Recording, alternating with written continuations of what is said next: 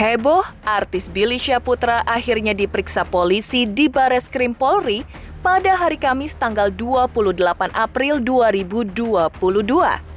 Billy menambah panjang daftar nama artis yang telah diperiksa polisi dalam kasus investasi bodong DNA Pro setelah sebelumnya Rizky Bilar dan Lesti Kejora, Ivan Gunawan, DJ Una, dan Rosa.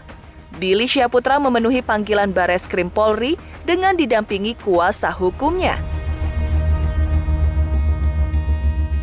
Billy dicecar 17 pertanyaan terkait transaksi jual beli mobil antara Billy dengan salah satu bos DNA Pro Steven Richard.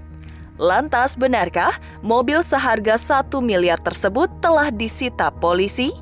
Lalu seperti apa nasib uang 1 miliar hasil jual beli mobil tersebut?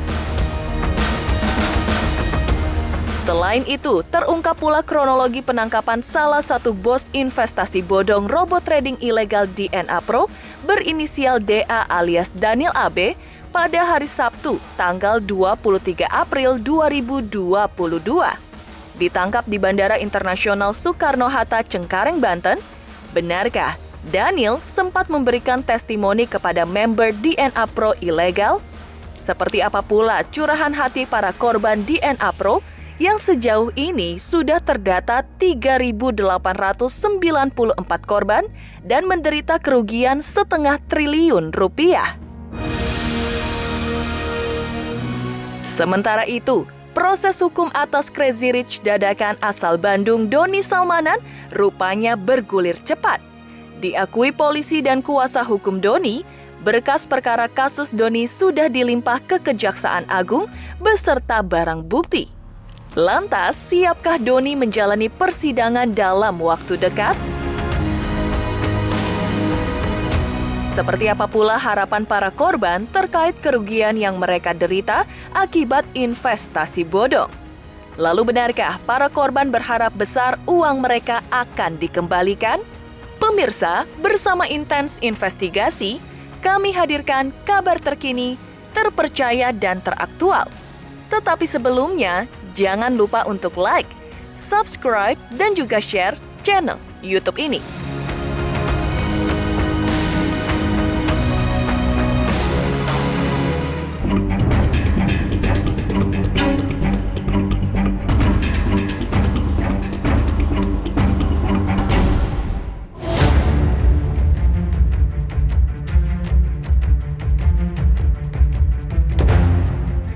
Setelah 3 kali meminta agar pemanggilan dirinya dijadwalkan ulang akibat kesibukan syuting pasca namanya terseret dalam dugaan kasus investasi bodong robot trading ilegal DNA Pro, akhirnya aktor Billy Syahputra memenuhi panggilan Bareskrim Polri pada hari Kamis tanggal 28 April 2022. Didampingi kuasa hukumnya, Billy dimintai keterangan penyidik sebagai saksi dengan menjawab 17 pertanyaan. Proses pemeriksaan terhadap Billy berjalan dengan lancar. Billy menjadi salah satu dari sederet nama artis yang diperiksa seperti Rizky Bilar dan Lesti, Ivan Gunawan, DJ Una, hingga Rosa.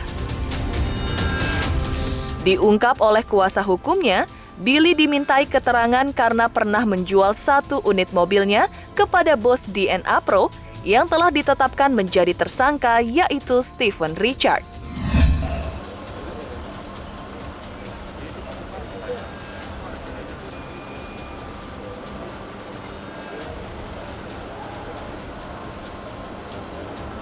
Barusan Billy udah dimintain keterangan sebagai saksi.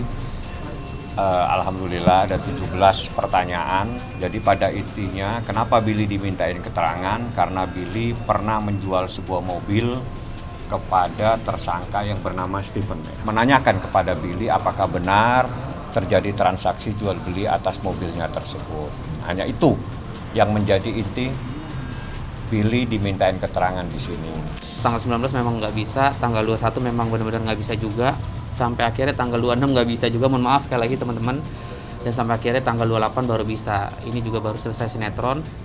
Ya alhamdulillah dipanggil sama Bareskrim Mabes Polri, dimintain keterangan. Dan semuanya alhamdulillah baik-baik aja. Billy Syahputra mengaku bahwa dirinya telah menjual mobil kesayangannya dengan harga 1 miliar rupiah pada bulan November atau Desember lalu. Artinya, hubungan Billy dengan salah satu bos DNA Pro ini hanya sebatas penjual dan pembeli. Billy juga membantah tudingan bahwa dirinya mengenal Stephen Richard apalagi berteman baik. Billy juga menampik kabar bahwa dirinya mempromosikan DNA Pro. Seperti diketahui, mobil dari transaksi jual-beli antara Billy dan Stephen telah disita Polri dan dijadikan barang bukti. Lantas, seperti apa adik almarhum Olga Syahputra ini memaknai peristiwa yang tak mengenakan ini? Benarkah ada hikmah yang dipetik Billy dari kejadian ini? Dan benarkah pula uang 1 miliar tersebut tidak disita polisi?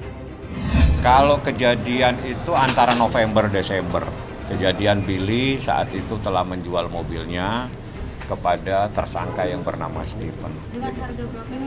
1 miliar. Iya. Dia datang dengan bawa uang sekian sampai akhirnya ada kok di media segala macamnya gitu sih. Karena Billy pernah menjual sebuah mobil kepada tersangka yang bernama Stephen. Bernama Stephen, dan mobil tersebut sudah disita oleh penyidik sehingga penyidik perlu melakukan cross check dan menanyakan kepada Billy apakah benar terjadi transaksi jual beli atas mobilnya tersebut. Namanya hidup pasti punya permasalahan. Ya gimana caranya permasalahan diselesaikan dengan baik-baik. Gue juga nggak tahu hal ini bisa terjadi. Ya ini menjadi menjadi pelajaran juga. Ya kan juga intinya gue nggak menyalahkan siapapun. Gue juga niatnya pengen jual mobil gue dan sampai akhir gue dibeli sama seseorang punya masalah sampai akhir gue keseret. Ya gue sih ini gue berpikir positif, ya ini ujian, inilah hidup, setiap manusia pasti ada permasalahan gitu, tapi diselesaikan dengan baik. Geger, Billy Syahputra akhirnya diperiksa di Bareskrim Polri pasca namanya terseret dugaan kasus investasi bodong robot trading ilegal DNA Pro. Lalu, seperti apa kronologi penangkapan salah satu bos DNA Pro baru-baru ini? Pemirsa Intens Investigasi, jangan lupa untuk like, subscribe, dan juga share channel YouTube ini. Halo teman-teman, jangan lupa saksikan terus Intens Investigasi yang tayang 3 kali sehari, Senin sampai Sabtu. Jangan lupa like, share, dan juga di-subscribe.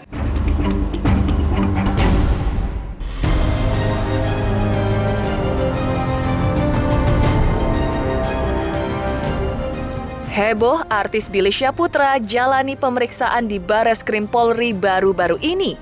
Tak kalah heboh dengan terungkapnya kronologi penangkapan salah satu bos robot trading DNA Pro yang diungkap polisi berinisial DA alias Daniel AB.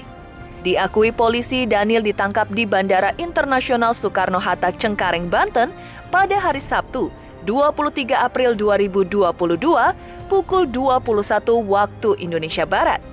Daniel diciduk polisi saat yang bersangkutan baru kembali dari Turki. Sebelum tiba di Jakarta dan ditangkap, pria bernama lengkap Eliezer Daniel Piri ini sempat membuat testimoni dalam format video dan diunggah ke akun DNA Pro. Halo DNA-ku, semoga teman-teman dalam keadaan sehat dan selalu mendukung DNA. Karena di masa sulit ini, kami memang benar-benar membutuhkan dukungan kalian. Hari ini ada beberapa hal yang perlu saya update. Yang pertama, saya akan kembali ke Indonesia dalam minggu ini. Yang kedua, proses WD terus berjalan dan terus kami maksimalkan. Meskipun berjalan sangat lambat, tapi proses WD tetap berjalan setiap harinya. Saya terus menjaga agar pihak broker tetap amanah dan tetap komit dalam menjalankan WD ini. Yang terakhir, saya berencana untuk bertemu dengan para founder sesudah saya tiba di Indonesia. Untuk teman-teman, para member, para leader, tetap percaya kepada kami bahwa WD kalian terus kami perjuangkan sampai cair. Maju terus DNA. Jadi benar, ya, pada tanggal 23 April kemarin, salah satu petinggi daripada DNA Pro, inisialnya DA, itu berhasil diamankan oleh penyidik di Pedexus di Bandara Suta saat yang bersangkutan kembali ke Indonesia dari Turki. Nah saat ini masih proses penanganan oleh tim penyidik. 23 jam 21.00 begitu malamnya. Pesawatnya pesawat KLM dari Turki via Singapura. Itu diamankan oleh penyidik.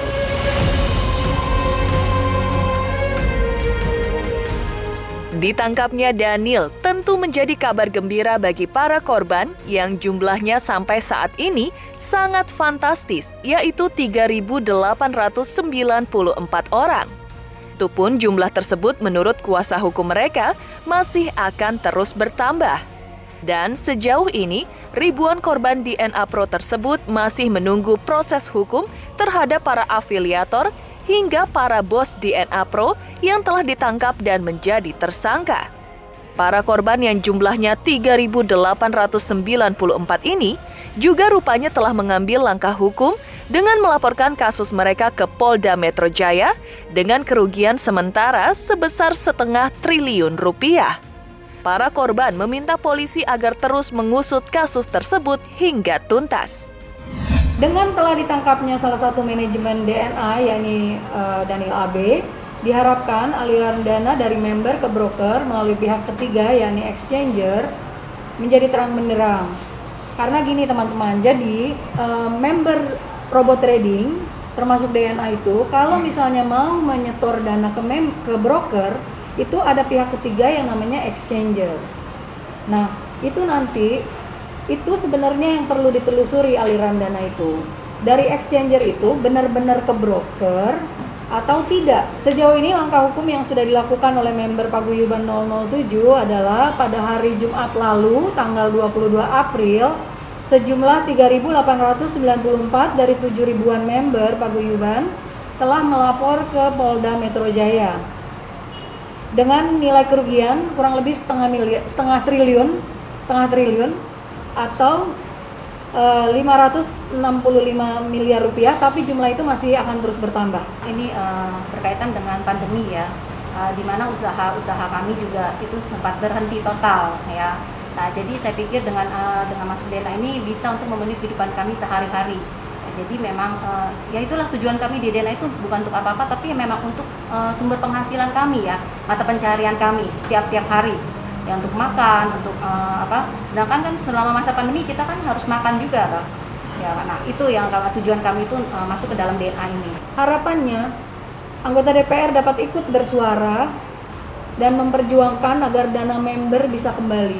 Karena yang ikut robot trading dimanapun, sepanjang pengetahuan saya itu bukan orang yang kaya raya semua gitu loh.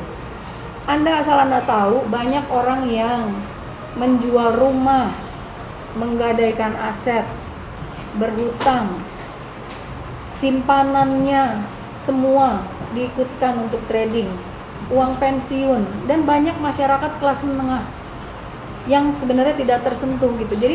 Jadi nggak semua dalam bayangan Anda semua yang ikut robot trading itu semuanya investor kaya raya gitu.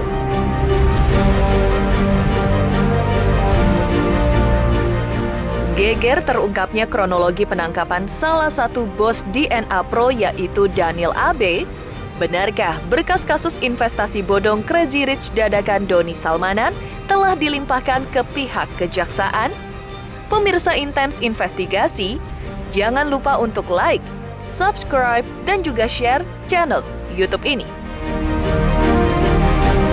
Halo, aku Bunga Zena. Saksikan terus Intens Investigasi yang tayang 3 kali sehari, Senin sampai Sabtu, dan jangan lupa kalian like, share, dan subscribe.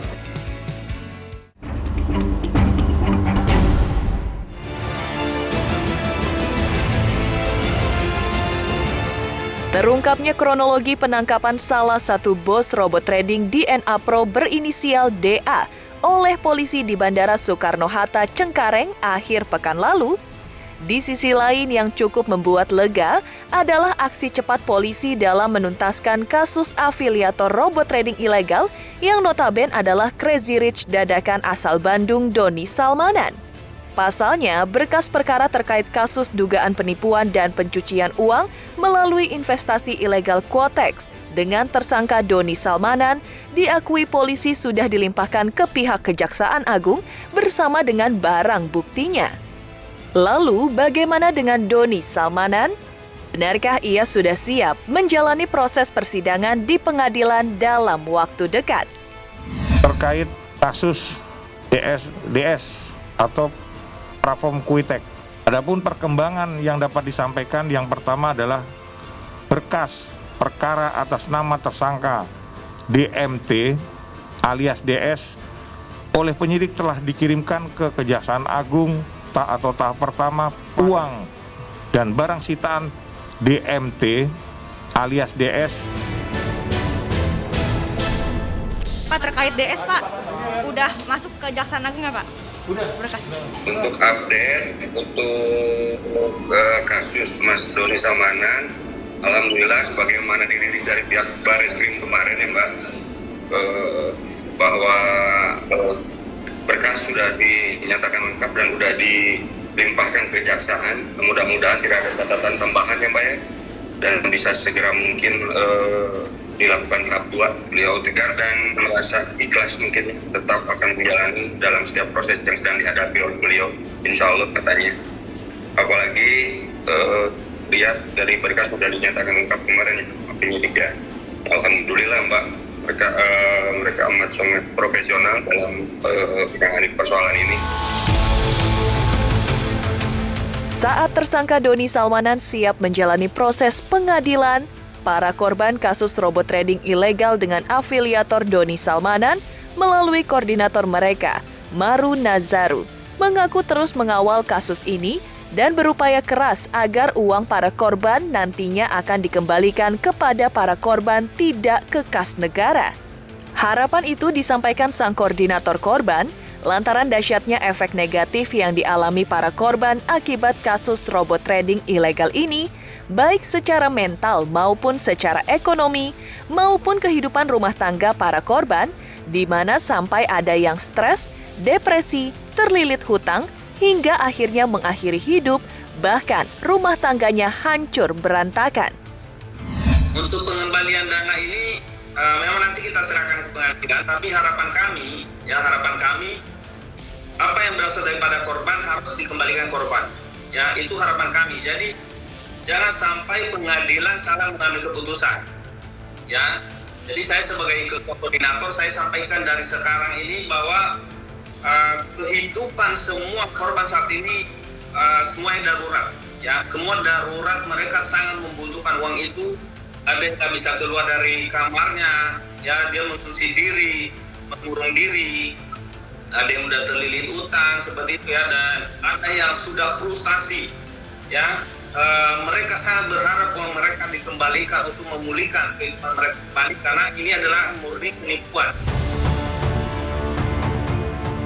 Demikian pemirsa, kabar terkini, terpercaya dan teraktual yang kami hadirkan hari ini. Saksikan terus Intens Investigasi setiap hari Senin sampai dengan Sabtu, tayang 3 kali sehari, yaitu pada pukul 11 siang, 3 sore, dan 7 malam, tentunya hanya di YouTube channel. Dan pastikan jangan lupa untuk like, subscribe, share, dan juga komen channel Intens Investigasi.